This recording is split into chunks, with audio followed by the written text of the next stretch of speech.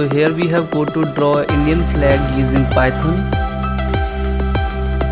So now let's run this code.